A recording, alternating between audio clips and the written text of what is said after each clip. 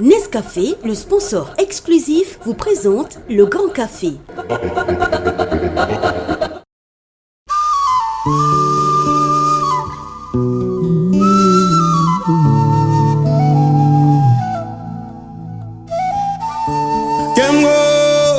Rabasam laloe, masongo rabasam lazaziye, baravi mentibika matunbum, barabe katibika montunbumye, bakelam purabalika tunu malkibse, yebalika tunu maliemse.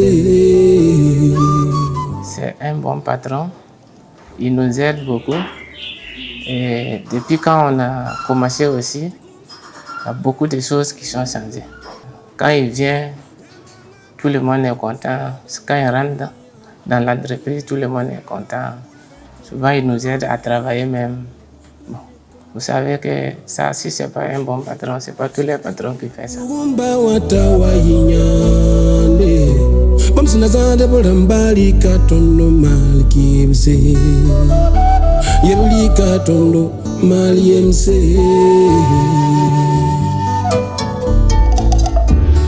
C'est quelqu'un qui aime bien la perfection. Et moi aussi, je ne m'amuse pas avec la perfection. Parce que la marque, quand on dit la marque François Ier, on fait la couleur, les couleurs nous-mêmes, on tisse nous-mêmes. C'est des tissus de maison, c'est des modèles de maison. Ça doit être une référence. Donc pour ça, on ne s'amuse pas.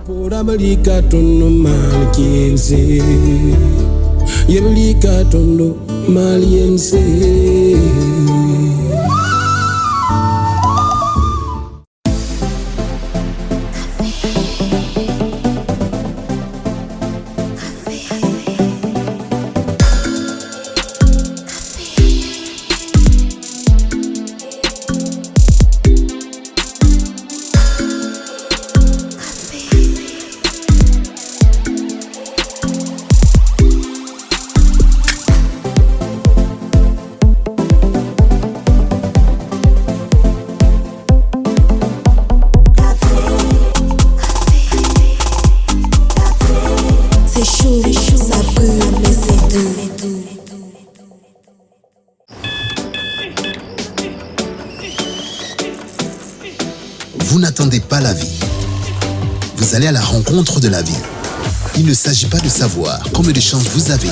Ce qui compte, c'est ce que vous en faites. Tasse après tasse. Matinée après matinée. Commencez en force. Finissez en force. Tout commence avec un Nescafé. Voici le nouveau Nescafé original 3 en 1. Un délicieux mélange de café, de crème et de sucre, prêt en 1 minute. Wassa wassa pour bien démarrer la journée. Commencez en force, finissez en force. Nescafé. Capté dans les profondeurs des nappes aquifères, saine et naturellement protégée de coubris, Yilma est une eau équilibrée en minéraux et oligo-éléments. Elle est particulièrement digeste avec une saveur unique. Yilma, source d'une vie meilleure.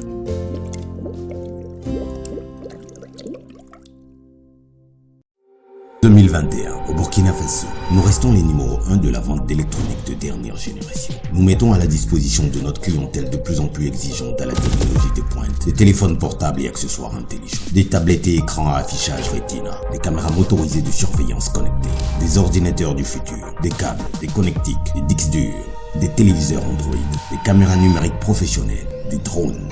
Parce qu'on n'arrête pas le progrès, nous ne saurons vous compter le futur. Nous y sommes déjà. Burkina Mobile.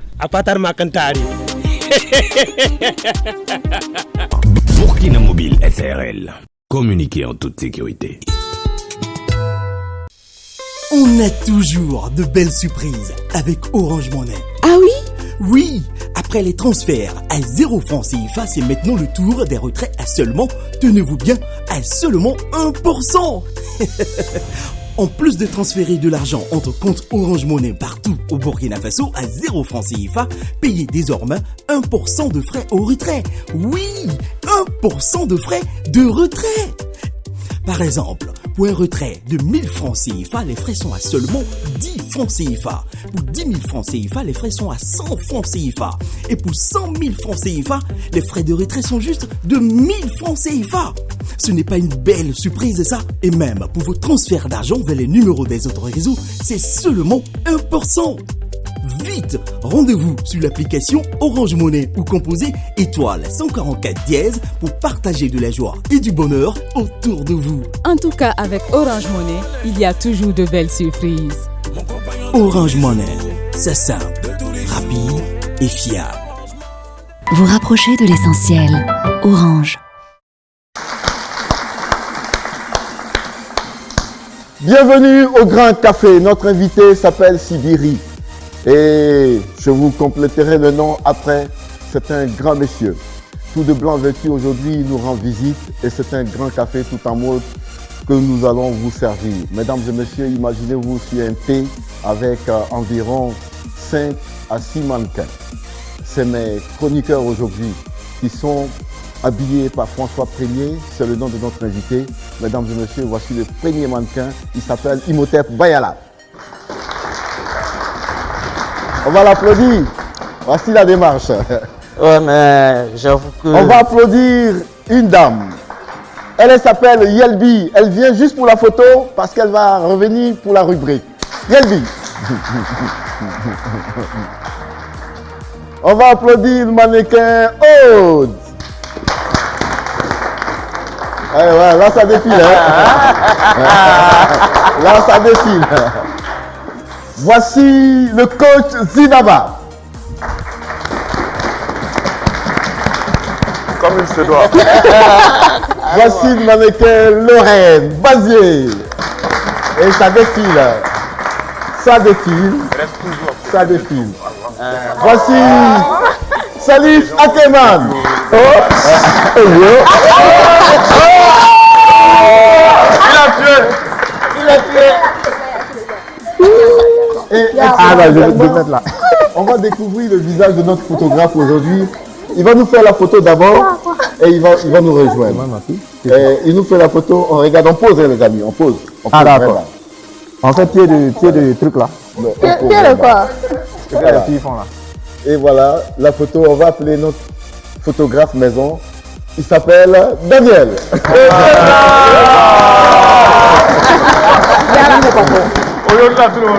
Tous habillés par notre invité.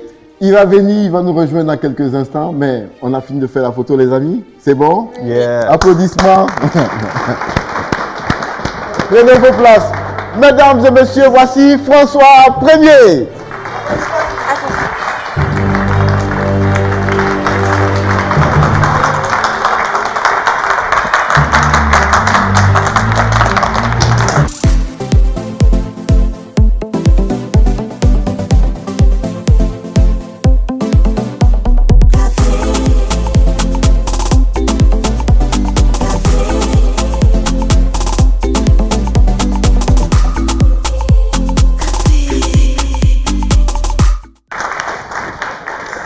Bienvenue, cher ami.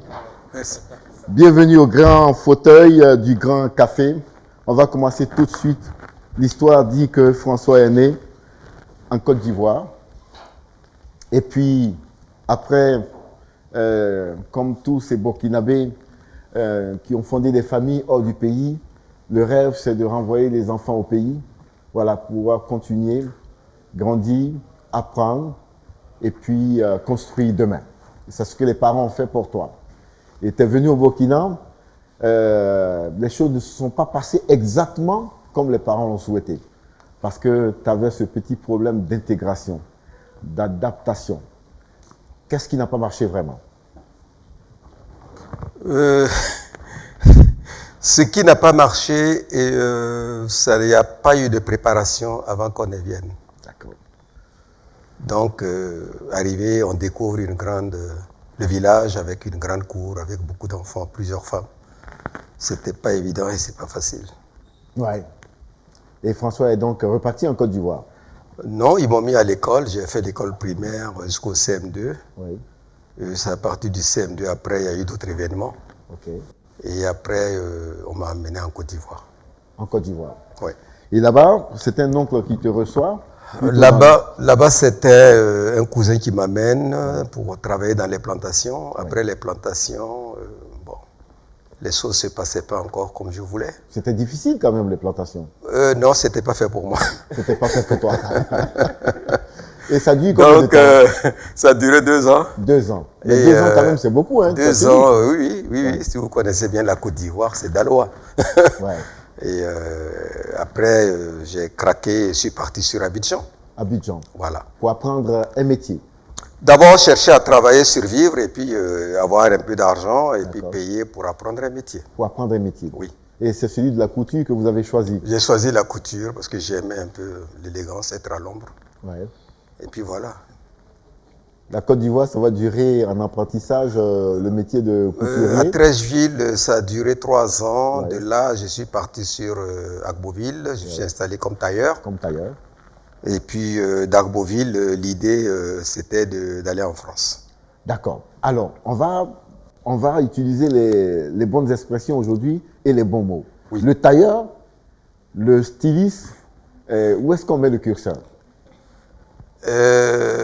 C'est-à-dire qui je suis aujourd'hui ou bien? Non, en fait, qui Qu'est-ce que c'est qu'un tailleur? Qui est le tailleur? Oui. Et qui est le couturier? Qui est le styliste? Voilà, tous ces mots qu'on utilise souvent à tort et à travers.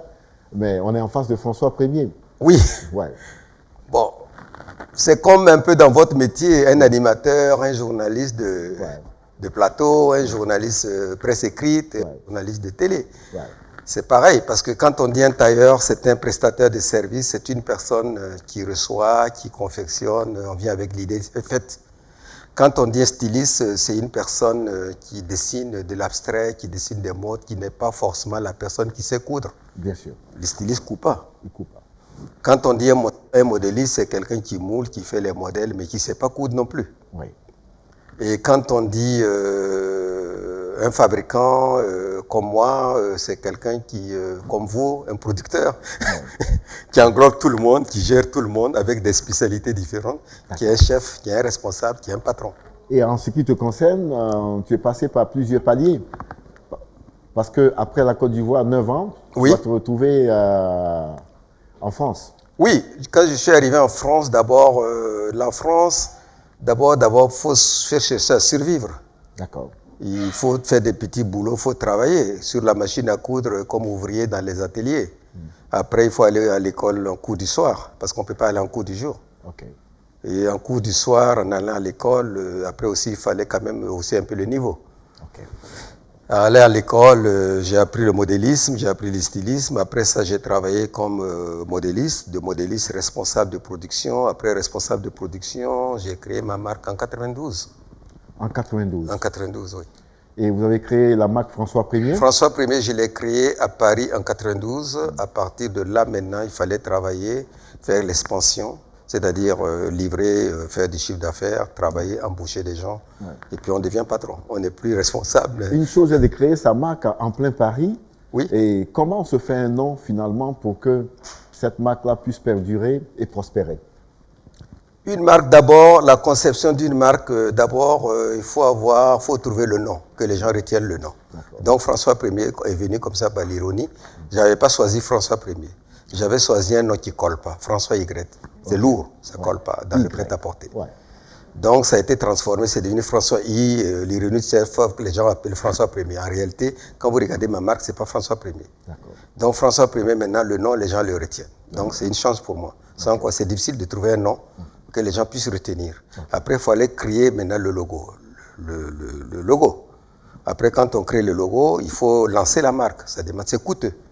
Il faut une équipe. Et quand on lance la marque aussi, il faut que ça prenne. À l'époque, il n'y avait pas le téléphone. Et c'était dans un bureau, il faut avoir une secrétaire, il faut appeler tout le monde. Voilà, pour savoir pour comprendre. Et après, il faut créer des modèles, il faut trouver la ligne. Il n'y a pas seulement le logo, mais il faut trouver la ligne vestimentaire. Quelle ligne il faut faire?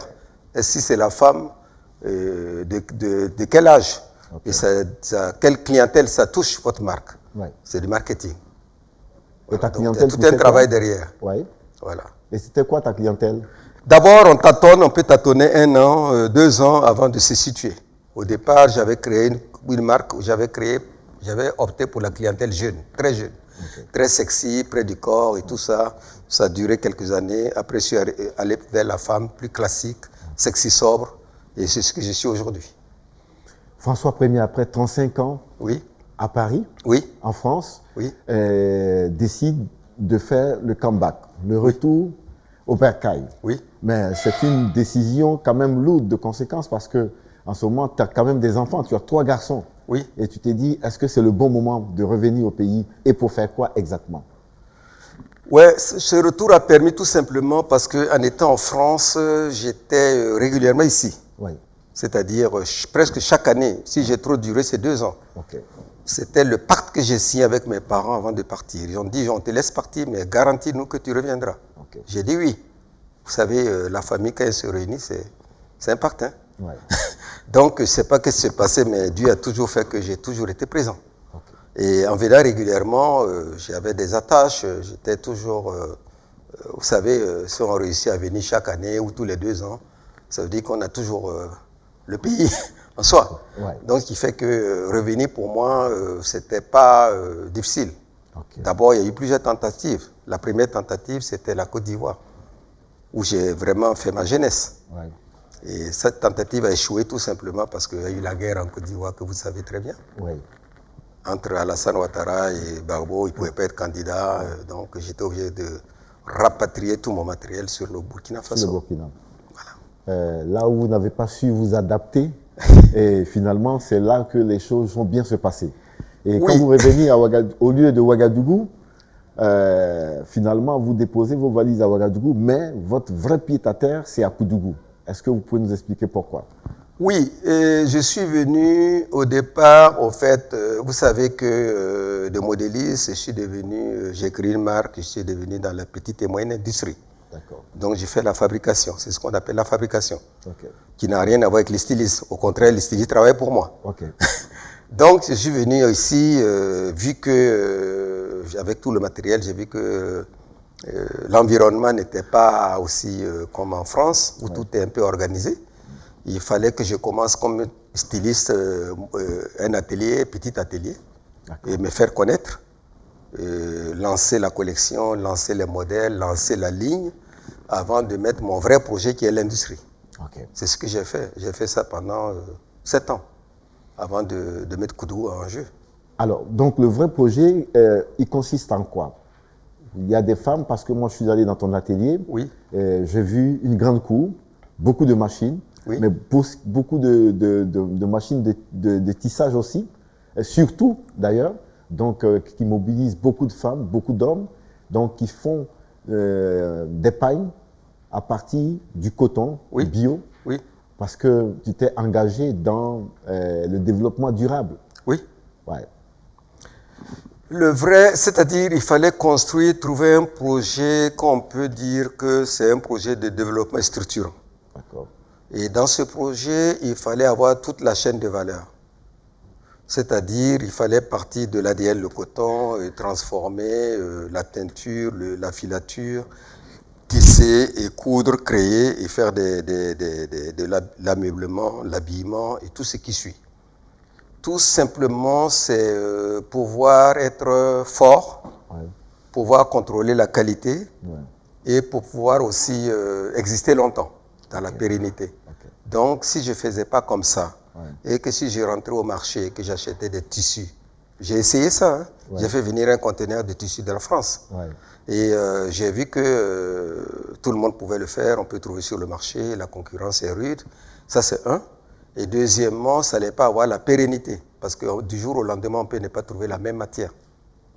Donc, comment vous voulez concevoir une marque si demain vous rentrez au marché, il n'y a plus la même matière? Alors que là, moi, ma matière première est suivie, c'est toujours la même chose. Et pendant des années, peut-être après François Ier, ça continuerait. C'était l'objectif au fait. Je voudrais demander qu'on vous applaudisse pour ce gros projet. Parce que nous sommes allés à Koudougou, on a vu, de tels projets sont à encourager. François, c'est le moment pour moi de donner la parole à mes chroniqueurs pour vous poser les bonnes questions. On va commencer par Aude Cabré, qui avait une question toute chaude depuis le début de l'émission. D'abord, bonsoir. Moi, je suis très heureux de le rencontrer. J'ai déjà fait des défilés où il était là, mais on n'a jamais eu l'occasion de se retrouver face à face. Et ça, je remercie Commandant et son émission pour cette opportunité. Moi, j'admire beaucoup votre parcours. C'est le genre de parcours dont on devrait faire un roman pour que les jeunes lisent et qu'ils comprennent que au-delà de l'école ou du talent, il faut beaucoup de travail et d'abnégation pour réussir dans la vie. L'école, ça n'a pas marché, vous êtes allé en Côte d'Ivoire, vous êtes parti en France, vous étiez sans papier, sans domicile, vous ne saviez pas quoi faire, mais vous avez réussi à vous implanter dans ce pays-là et à faire de vous aujourd'hui un styliste qui fait notre renommée dans ce pays-là, un styliste grâce auquel les Français portent nos tenues et ils savent que ça vient d'ici, c'est produit ici. Et c'est toute une chaîne de la production jusqu'au produit fini que nous portons là tous ce soir. Et ça, c'est vraiment à féliciter et nous vous remercions pour cela.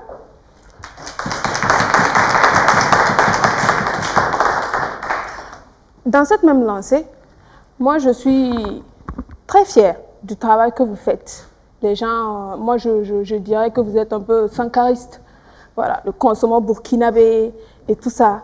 Mais est-ce que vous ne pensez pas qu'il y a des réformes à faire pour que le citoyen moyen, comme nous tous et le public assis là, puisse consommer le produit burkinabé? Parce que quand tu pars dans une boutique de François Ier et que tu veux payer une chemise pour un burkinabé moyen, c'est un peu en inadéquation avec ce que nous avons en poche. Qu'est-ce que vous pensez qu'il est possible de faire pour que cela puisse être possible, pour que tout le monde puisse porter du produit fait ici et que nous consommons ce qui est fait ici et laissons ce qui vient de l'Occident ou de l'Asie, d'ailleurs?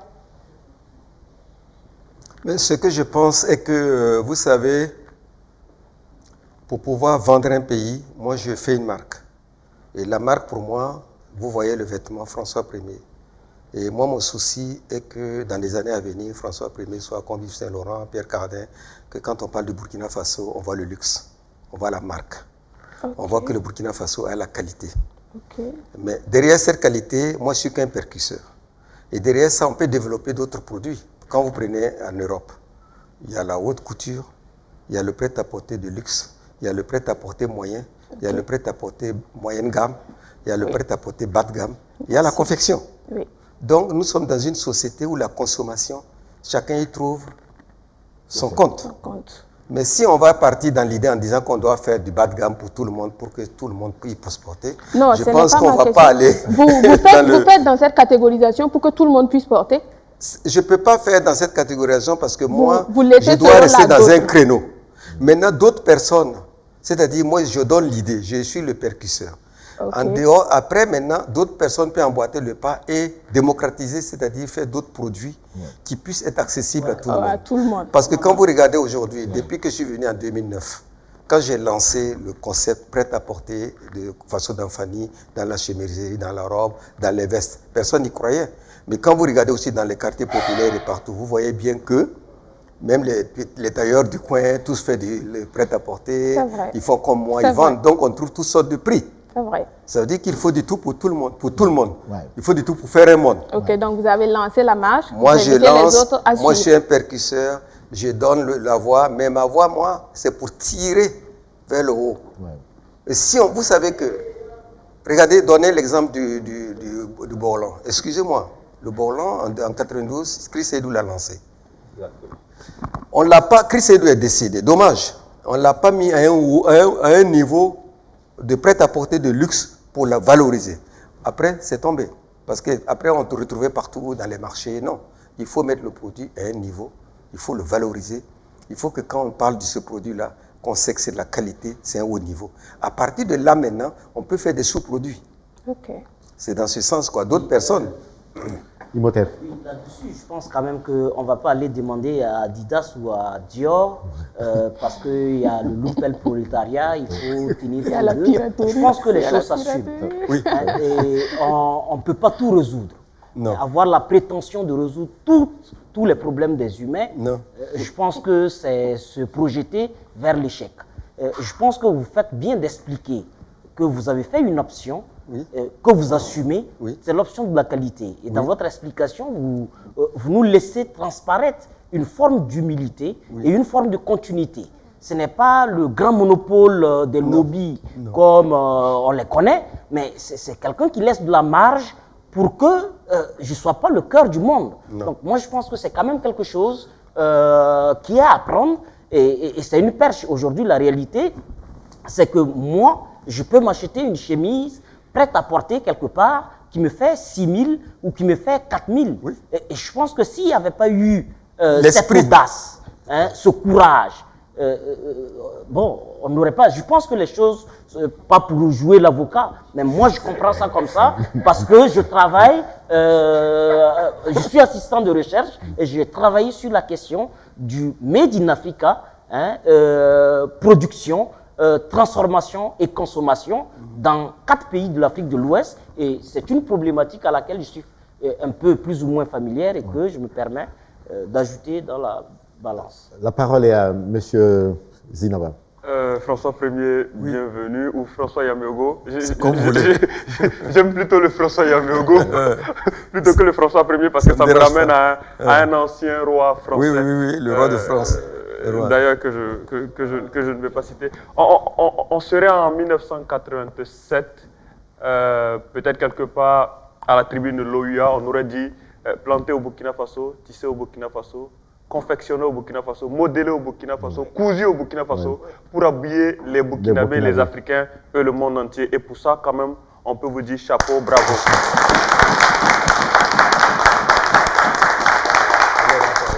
On peut vous dire aussi bravo d'avoir osé quelque chose peut-être que les autres n'ont pas fait. C'est-à-dire faire avec le coton bio.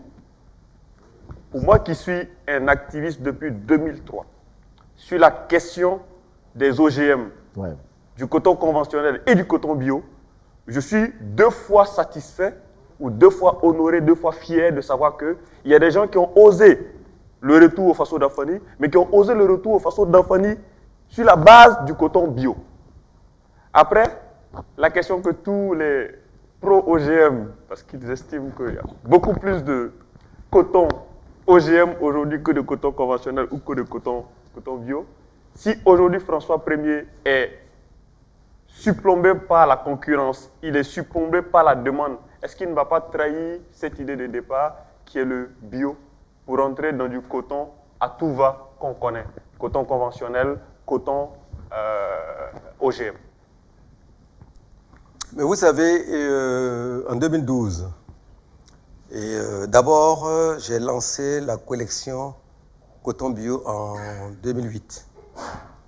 Et en 2012, j'ai été au salon Carrousel de Louvre, où il y avait tous les décideurs de la mode, tous les grands qui étaient là, j'ai défilé. Et quand j'ai fait mon défilé, j'ai eu beaucoup de commandes. Les gens qui avaient les boutiques éthiques, tout ça, m'ont passé des commandes. Je suis venu au Burkina Faso.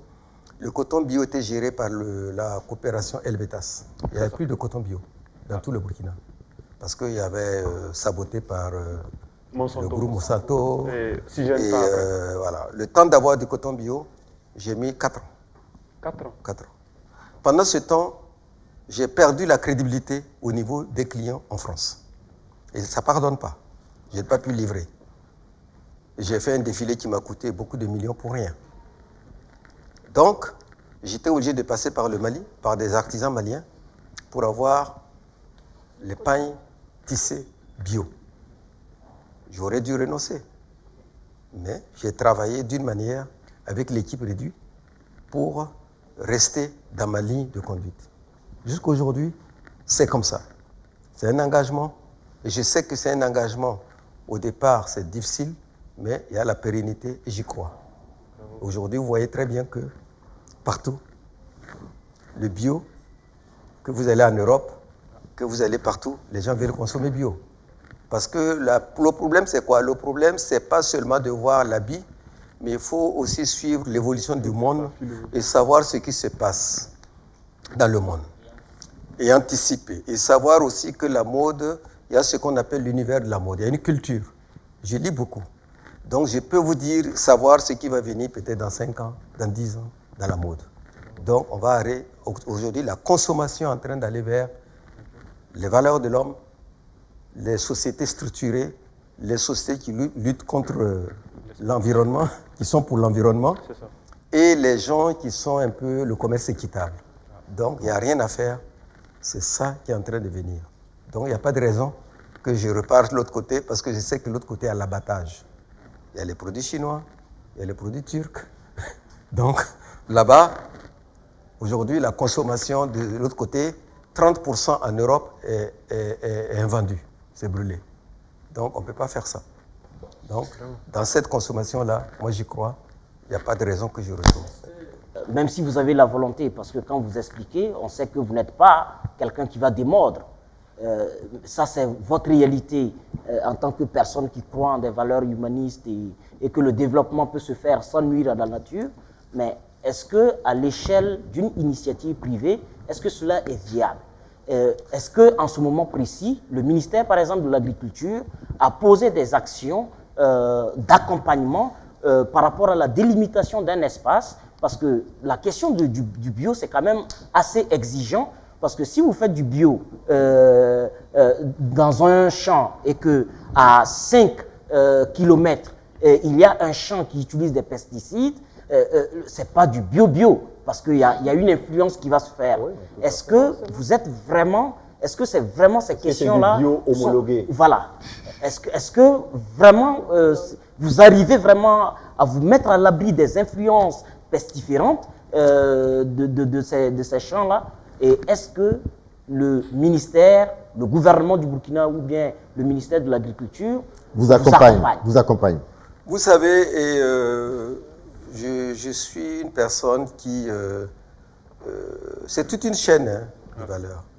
Moi, je suis dans ce qu'on a le consortium des gens qui font du bio. Et dans le bio, il y a l'agriculteur. L'agriculteur qui fait le bio, il est accompagné par ce qu'on appelle des partenaires. Et actuellement, avant, on avait Helvetas, la coopération suisse. Aujourd'hui, c'est GIZ qui les accompagne. Et dans cet accompagnement-là, ils prennent soin de mettre des champs, c'est-à-dire où il n'y a pas d'autres personnes qui cultivent le bio. Et quand on récolte le coton doit être certifié Écossais gauche. C'est-à-dire qu'il y a une certification, d'abord le coton. Une norme. Qui est norme, voilà, qui certifie le coton. Et quand le coton part à l'égrenage, après l'égrenage, il est contrôlé. Raison pour laquelle le gouvernement a mis l'usine à Koudou, qu'on appelle Soko Bio, qui est spécial bio, qui ne peut pas être agréné avec d'autres cotons pour ne pas avoir une contamination. Après l'égrenage, le coton va chez Filsa. Et Filsa doit démonter toutes les machines et nettoyer pour filer le coton bio, qui devient du fil. Et quand il devient du fil aussi, il y a la certification. On vient prélever pour donner la certification écossaise. Wow. Nous ici, c'est Gotch. Wow. Et après, maintenant, moi, j'ai cette certification maintenant qui me permet de dire que mon fil est bio. Et chez moi aussi, je dois avoir un environnement où il ne doit pas avoir d'autres cotons, d'autres fils, pour ne pas avoir une contamination, et avoir un système d'évacuation des eaux usées à la teinture, et d'avoir encore des colorants homologués bio, pour que je puisse mettre la certification bio. Donc c'est toute une chaîne. Quand on a fini de faire tout ce parcours-là, on ne peut pas vendre la chemise à 3500. Clairement.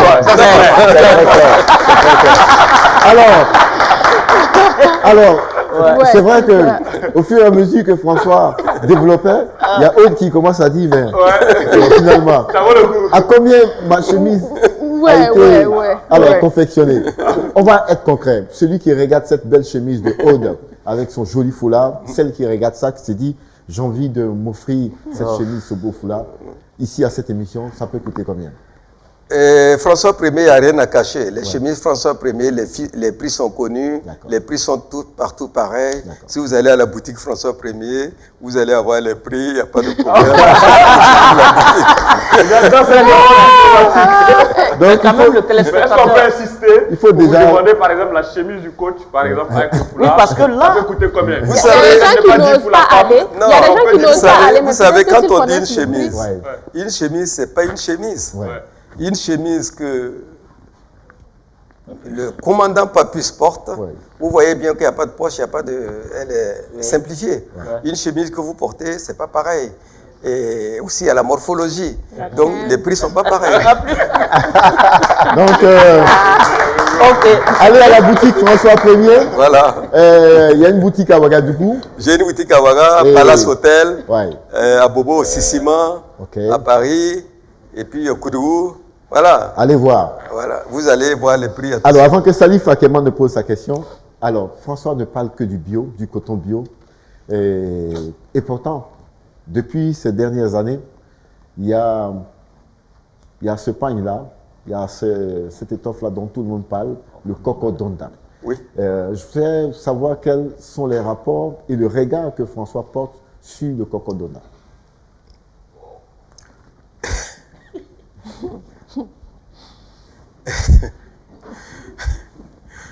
Le cocodona, d'abord, quand on dit cocodona, il faut savoir que c'est à Bobo-Dioulasso, un quartier qu'on appelle Coco. Oui, bien sûr. On est d'accord? Oui. Cocodona, ça veut dire que le pain du coco. D'accord. On est d'accord? Ok. Et il y a des motifs. Les motifs, depuis Paris, nous, on fait ce genre de motifs. Okay. En Guinée, au Mali, partout, ils font le motif. Mais ce qui différencie les choses est que ces pains sont faits à Coco, qui est la ville de Bobo. C'est un savoir-faire des gens de Bobo. Qu'aujourd'hui, on a essayé de montrer pour valoriser, pour permettre à ces femmes-là de bien travailler et de valoriser leur travail. Ok. Mais moi, ce que je vois, je ne vois avoir la langue de bois, j'aime dire les choses, et c'est bien, mais j'aurais aimé que ces motifs-là soient mis sur des pains tissés façon d'Anfani. Et que ça ne soit pas mis sur des tissus importés chinois. Sinon, il n'y a pas de problème. La matière de base. La matière de base. La matière de base est importée. Oui, il ne faut pas que ça soit sur des tissus. Quand je vois, des gens qui portent la chemise avec ce design et que le pagne, le tissu vient de Chine, ou le tissu est de la récupération de friperie, le tissu que les femmes pour teindre, et j'ai mal au cœur parce que ça prive le travail et ça pénalise le façon d'Anfani. Mais si on fait de façon d'Anfani, que les femmes tissent de façon d'Anfani, les crus, comme le blanc que je fais, et qu'on met un cocodona dedans, moi, ça développe notre pays. Mais si on importe les pains, la toile, et qu'on fait le cocodona, nous, il n'y a pas de valeur ajoutée. Il y a la valeur ajoutée que sur les colorants. Sur les colorants. C'est tout. Ici, il vient de moi je viens de l'apprendre, et pour moi il vient de dire quelque chose de super important. Au-delà de la com qu'il y a autour du cocodonda, si la matière de base, qui est la toile, est importée, non, moi je ne savais pas. Pour moi, c'était produit ici. Non seulement le tissu était produit ici, et la teinte était un savoir-faire local. Ce soir, j'apprends que il n'y a que la teinte. Il n'y a que le savoir-faire qui est local et que l'autre. Donc, c'est un plaidoyer. Et ce serait bien que cette teinturière, c'est comme ça ça se dit, soit soutenue par une autre chaîne de valeur qui va faire la matière et que tout soit fait ici, et on va voir que la valeur de ce tissu-là va aller en montant. Ça, c'est... Le problème est simple. On a lancé un concept, on a lancé quelque chose. Et la matière première, au départ, est importée. On est en train de travailler pour qu'on puisse utiliser la matière première, le pain tissé. En utilisant le pain tissé, la valeur ajoutée, le prix devient élevé. D'abord, les gens se plaignent que le faso d'Anfani est cher. Donc, si alors que l'autre côté qui est importé, on a 3 pains à 3 000 francs. Alors que l'autre va arriver, 3 pains à 6 000, 7 000 multiplié par 3, ça fait combien? Donc, c'est un problème. Donc, comment ramener les gens maintenant à les faire comprendre que le pain, il faut le faire sur le pain tissé pour qu'il y ait une valeur ajoutée, pour que ça puisse développer l'économie dans notre pays. Mais voilà, donc, moi, je dirais que donc ça dit quoi? Ça veut dire qu'il faut qu'on puisse, peut-être à la longue, avoir une unité peut-être dans ce pays qui peut faire de la toile. En ce moment, le cocodona pourra être, on arrêterait l'importation de la toile. Mais peut-être qu'actuellement, le débat n'est pas d'arrêter l'importation, mais c'est de faire en sorte que, à un niveau, déjà qu'on est aujourd'hui, les femmes ont le savoir-faire, qui est la teinture, qu'on peut retrouver au Burkina, qu'on peut retrouver au Mali, qu'on peut retrouver en Guinée et ainsi de suite. La toile, elle est importée. Aujourd'hui, on peut faire de la toile, Faso d'Anfani, et faire de la teinture Cocodonda là-dessus. Oui. C'est ce qui peut être fait. Oui. Moi, je peux considérer ça comme du haut de gamme, à 21 000. Voilà. Pendant que Ginaba Rasman peut aller acheter son 3 pagnes à 3 000, à Coco, et il y a aussi des gens comme Commandant Papus qui peut aller acheter le Cocodonda à 21 000. Tout en travaillant maintenant sur les mentalités, tout en travaillant sur les politiques, pour qu'il y ait maintenant des manufactures, des industries qui travaillent maintenant le paille, de sorte à ce qu'il soit accessible à 11 000. Pour qu'il soit accessible à 8 000, pour qu'il soit accessible à 6 000. Et quand il va concurrencer en termes de qualité à 8 000, le pain de 4 000, naturellement, les gens vont aller vers le 8 000. Et on aura notre façon d'enfanir. Oui, mais le problème, vous savez que plus la demande est forte, plus le prix devient moins.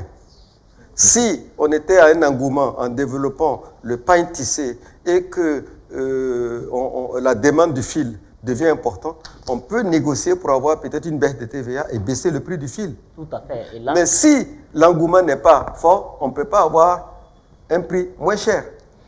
Est-ce qu'aujourd'hui on peut dire que l'engouement n'est pas fort? Parce que quand on observe les habitudes vestimentaires des gens depuis, on va dire depuis l'insurrection populaire, il y a eu un gros... Même avant. Non, mais en fait, je prends... Il parle de la concurrence. S'il y a le pain à 3 000, les gens vont... C'est ça, non? Les gens vont être plus tentés d'aller vers ce pain-là. Et donc, le pain de 21 000. Certaines catégories de personnes iront vers ça. C'est comme lui. Lui, il a choisi de faire du bio. Il a choisi de faire du haut de gamme. Et il l'assume parce qu'il y a une clientèle pour ça. Maintenant, à côté, il y a le petit gars qui te fait son pain à 6 000. Il n'y a pas de souci, il a sa clientèle. On peut faire les deux. Et petit à petit, quand la demande va augmenter, ça va jouer sur les coûts et forcément, on va retomber vers un certain équilibre. Mais il faut essayer. Après, ça peut être un choix politique, ça peut être, il peut y avoir un plaidoyer des professionnels de ce métier-là pour qu'il y ait beaucoup plus un investissement, on va dire, certains choix politiques qui soient faits, au-delà des choix politiques, mais expliquer aussi à ceux qui investissent, je parle de ceux qui cherchent de l'argent, qui investissent que c'est un créneau qui peut être porteur. Mais moi, la question que j'ai envie de poser aux acteurs du domaine, lui en premier et peut-être tous les autres, c'est est-ce qu'il y a des plaidoyers dans ce sens-là vis-à-vis des politiques publiques pour qu'effectivement ce soit adopté dans ce sens-là? Est-ce qu'il y a véritablement un vrai travail qui est fait dans ce sens-là? Parce que lobby, rester aussi dans son atelier, c'est bien beau. Actuellement, je rappelle que M. François Premier est élu consulaire à la Chambre de commerce. C'est le bon client d'ailleurs. Donc c'est le bon client pour lui demander des comptes. Je suis aussi le vice-président de la Confédération Coton Textile. Donc c'est un domaine qu'on se bat. Actuellement, on sensibilise les gens à utiliser le paille tissé pour faire le cocodona. Ok. Voilà. C'est la sensibilisation. C'est la sensibilisation pour le moment. Et après, on va passer à l'acte 2. Les amis, un peu d'humour dans cette émission parce qu'on invite quelqu'un qui est en train de préparer un très grand show. Lui, il a décidé maintenant de sortir en peignoir. C'est sa marque de fabrique. Et derrière, il y a forcément un message. Mesdames et messieurs, bol de riz avec la Jaguar, s'il vous plaît.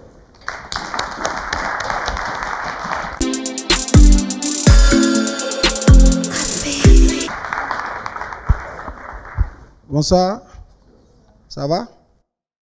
D'accord. Quand on a dit la jaguar, beaucoup de gens pensaient que c'était un animal. Ce n'est pas un animal, c'est l'enfant des gens. Donc, ça veut dire, si votre frère ou bien votre enfant rentre là, vous n'allez pas l'accueillir comme ça. Il faut bien m'accueillir. Voilà. Voilà, je vois que chacun me regarde, il se demande c'est quoi ça. Quand tu as la taille, tu t'habilles chez un tailleur. Quand tu es court, tu t'habilles chez un couturier. Et quand tu es comme moi, tu n'es pas court, tu n'es pas grand, tu t'habilles chez un styliste. Voilà pourquoi il ressort le style. Voilà. Parce que ce soir, on parle de mode avec le papa François Ier. Oui, parce que quand il vous regarde, il y a une différence entre moi et vous. Vous avez porté un vêtement, moi j'ai porté une tenue. Le vêtement, c'est pour couvrir le corps.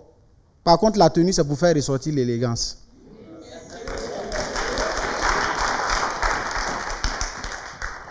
mon commandant, ça peut aller? Bienvenue au Grand Café. Le seul commandant qui n'a pas de camp. Sinon, il pense qu'en temps normal, si le vieux père d'Amiba était au courant de vous, investiture d'aujourd'hui là, eh bien, commandant Papus, il va te dire non, Joe, nous, ce que nous on sait, c'est chanter seulement. En tout cas, je suis très content d'être là ce soir et mon message est très simple. On parle de l'effort. Quand on dit aux gens de faire l'effort, ils pensent que c'est parce qu'on ne les aime pas. Mais le corps humain même nous amène à faire des efforts. Mais sauf que tu ne prêtes pas attention. Quand tu manges la nuit, tu rentres, tu dors. Le ventre fait son travail. Mais le lendemain matin, quand tu t'en vas aux toilettes, tu t'assois. Et quand tu t'assois, ce qui est dans ton ventre là, c'est pour toi. Mais si tu ne pousses pas, ça ne sort pas. C'est une manière de dire, ton corps même te dit de faire des efforts dans la vie. Donc nous, en tant que jeunes, on doit faire des efforts. Et ce style que vous voyez là, ça s'appelle de l'audace. Voilà. N'ayez pas honte. Quand vous avez quelque chose et que vous mangez dans quelque chose, foncez. C'est important. Le vieux, là, je suis en jaillit. En fait, quand Jésus partait au paradis, il y a un morceau de son vêtement qui est resté sur la terre. C'est avec ça qu'ils ont fait le costume de papa. Voilà.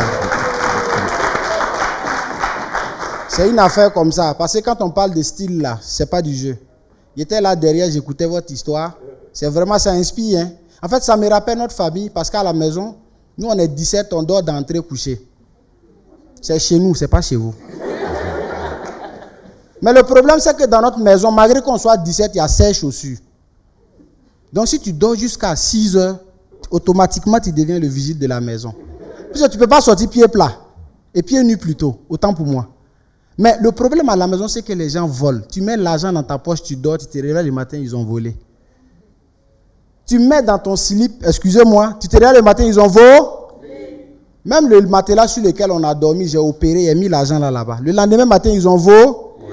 J'ai dit, bon, comme on va à l'église et puis il y a des chrétiens, il y a des musulmans dans la maison, il a pris la Bible et le Coran. Là où c'est écrit, tu ne voleras point. Mes frères là. Ça dit, ils m'ont montré qu'eux-mêmes ils maîtrisent la Bible et le Coran que moi. Ils ont fait la monnaie. Et ils ont mis dans un autre passage là où c'est écrit, tu partageras avec tes frères. On ne va pas ouvrir pour lâcher, chacun connaît l'objectif. Merci. Merci. Et on va enchaîner avec une voix, une chanteuse venue de Côte d'Ivoire. Elle s'appelle Rachel Dadié. Elle est de passage dans notre pays pour soutenir un artiste burkinabé qui a remporté le Koundé d'or. Mesdames et messieurs, voici la voix de l'Éternel. Voici Rachel Dadié.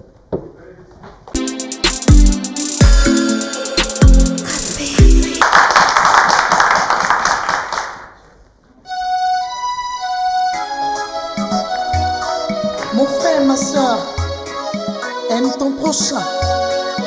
Oui, aime ton prochain comme Dieu t'aime.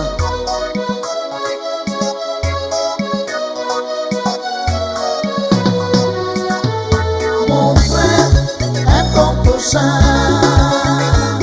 Ma soeur, aime ton prochain. Mon frère, aime ton prochain. Ma soeur, aime ton prochain. Mon frère, ma soeur, aime ton prochain. Aime ton prochain comme Dieu t'aime, oh ouais. Mon frère, ma soeur, je dis bien, aime ton prochain. Aime ton prochain. Nul ne sait le jour de son jour. Aimons-nous, oh ouais. Nul ne sait le jour de son jour. Aimons-nous, oh ouais. Mon frère, aime ton prochain. Ma soeur, aime ton prochain. Mon frère, aime ton prochain. Ma soeur,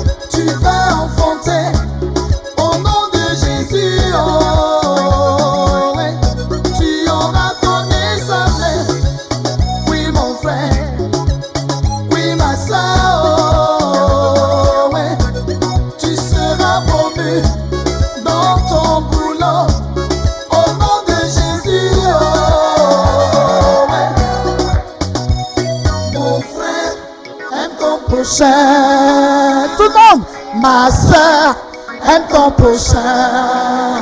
Merci, Xavier. Ouais.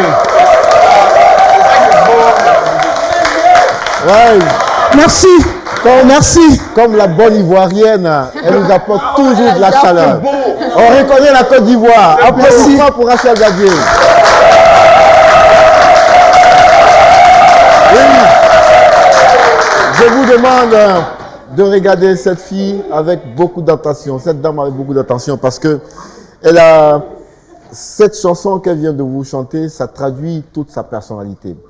Rachel est une dame qui aime les gens. C'est une dame, au travers de ses multiples voyages, a conclu tout simplement que l'homme naît bon. Et c'est peut-être la société qui le transforme. Voilà. Et depuis un certain temps, c'est l'amie artiste du Burkina Faso. Elle peut citer des artistes comédiens, des humoristes, des chanteurs. Et quand elle est venue dans notre pays pour la première fois, beaucoup lui ont dit « Mais qu'est-ce que tu as vu de bien dans ce pays ?» Elle dit « Je ne saurais vous l'expliquer. Ce pays, il y a de la sincérité. J'ai rencontré des gens vrais qui ont de l'humanisme. » Et depuis lors, quand un artiste burkinabé passe en Côte d'Ivoire et quand elle a l'occasion de venir l'accueillir, tout le monde sait comment ça se passe. Donc Rachel, c'est pour te dire encore merci pour tout ce bon cœur. Merci pour ta musique, merci pour les belles paroles. Et je voudrais quand même qu'on t'arrache 2 mots. Quels sont les artistes burkinabés, chanteurs que tu connais au Burkina? Quelques-uns. Voilà, je suis Rachel Dadi, l'ambassadrice du Jaka Festival, la commissaire générale des Awards du Lot du Bois. Merci, là-bas. 23 ans de carrière musicale, je suis chanteur de l'éternel et j'ai viré maintenant dans l'événementiel. Alors, je connais pas mal d'artistes, dont Toussi, avec laquelle j'ai fait le premier concert. Toussi, c'est le premier contact. Voilà, Toussi, excusez-moi, il y a l'émotion. Hein. Voilà, je ne pourrais pas citer tout le monde. Mais actuellement, je suis l'invité spécial de Don Chap de Batoro, qui est notre ambassadeur des Awards du Lot du Bois depuis les 3 et 4 décembre en Côte d'Ivoire. Voilà, je suis venu le soutenir pour son concert de remerciement. Nous sommes à la dernière étape pour ce 19-là. Voilà, à Karpala, au terrain du King. On vous attend, ça sera un big up, ça sera un show. Rachel Dadi qui va chanter en Goussi. Pour vous dire que je vous aime. Quand je viens au Burkina Faso, Dieu me bénit. Et j'ai remarqué ça comme ça. Chaque fois que je viens au Burkina Faso, quand je retourne en Côte d'Ivoire, tout marche pour moi.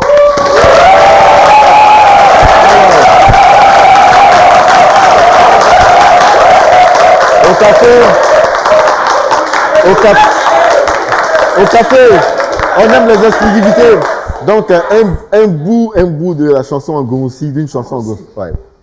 Bon, on applaudit comme ça.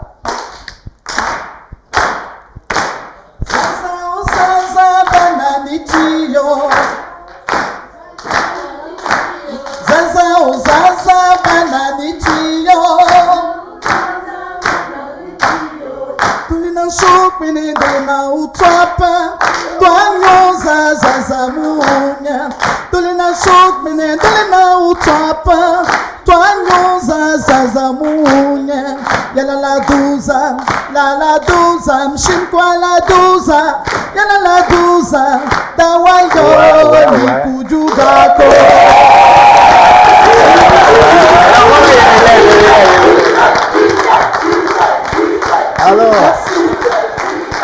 Alors, aujourd'hui, on a affaire à Rachel Kansono. Elle s'appelle Rachel Kansono à partir de Goussi. Un petit mot de coach et de Zinaba rapidement. Oui, j'ai envie de dire Akwaba, ma soeur, parce merci, que ce que vous démontrez là, cette occupation scénique, cette chanson et tout ce que vous avez transmis comme émotion, parce que énergie et tout ça, on sent en fait que la musique a quelque chose de particulier que peut-être les autres arts n'ont pas. C'est de nous transporter de la Côte d'Ivoire au Burkina Faso et de ramener un peu de Gounousi du Burkina Faso en Côte d'Ivoire. Et c'est tout ça qui fait la beauté. Deuxièmement, ce que je veux dire, c'est que non seulement vous vivez ce que vous chantez, mais en même temps, vous êtes en communion parfaite avec les gens qui sont en face de vous. Surtout parce que j'aime les Burkinabés.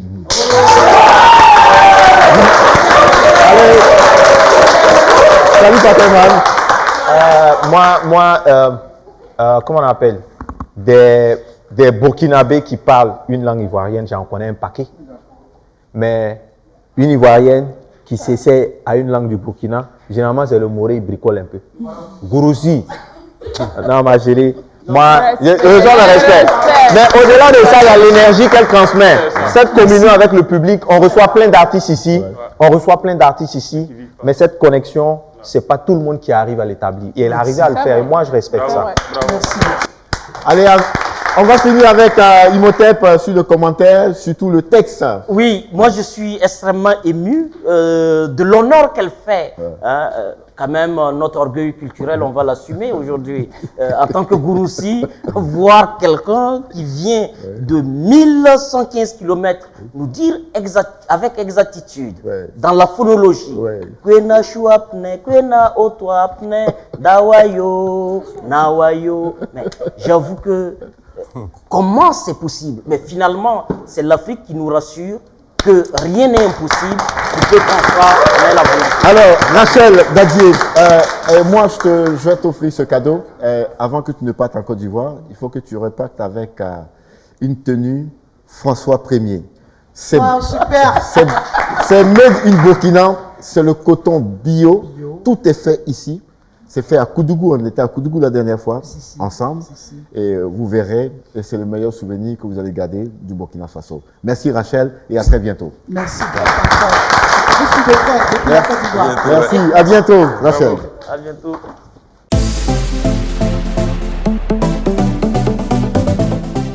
La question c'est, la mode c'est un univers où on voit des mannequins, on voit de belles femmes et tout ça. Et généralement, ceux qui habillent, la grande majorité, c'est des hommes. Bien sûr. Une croyance populaire voudrait que, qui n'est pas forcément vérifiée, voudrait que très souvent il se passe des choses en coulisses entre les mannequins et la moi je ne parle pas que de ça. Moi je parle de, quand on parle d'homosexualité, on parle de drogue, je parle de tout ça. Pourquoi vous voulez, mais là c'est grave. Quand vous parlez d'homosexualité et vous parlez de choses pas correctes, je vous dis, votre pas correct, il est relatif. C'est ça. Mais non, mais je parle de détournement d'une personne, une personne qui à la base ne l'est pas, qui va dans le milieu et on lui fait cette proposition-là. Moi, c'est pas correct. Ou pas? Ah ben voilà que tu décortiques. Parce que si tu ne clarifies pas, on ne peut pas avoir la bonne... Est-ce que vous posez la question directement, est-ce que c'est un milieu d'homosexuels? Est-ce que c'est un milieu... Non, c'est un ensemble. Un milieu dans lequel on peut faire des propositions à une fille, pas pour son talent, mais tout simplement pour... C'est un ensemble, je parle de tout ça. Mais dites les choses clairement. Je parle de tout ça. Aucun de nous au début n'a compris ta question en réalité. Monsieur François a-t-il compris la question de Aude? Non, j'ai très bien compris. Ouais. Ah, ok.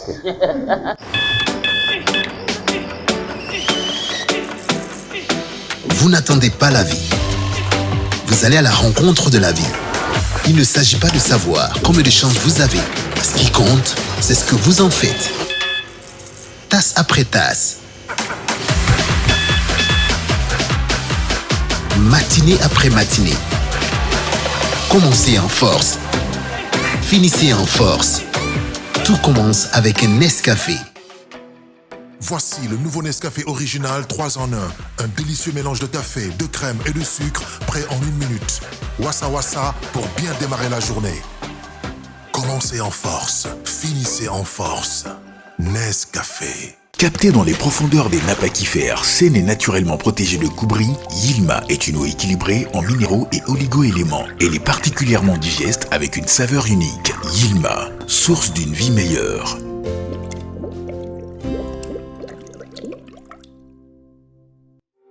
En 2021, au Burkina Faso, nous restons les numéros 1 de la vente d'électronique de dernière génération. Nous mettons à la disposition de notre clientèle de plus en plus exigeante à la technologie de pointe, des téléphones portables et accessoires intelligents, des tablettes et écrans à affichage Retina, des caméras motorisées de surveillance connectées, des ordinateurs du futur, des câbles, des connectiques, des disques durs, des téléviseurs Android, des caméras numériques professionnelles, des drones.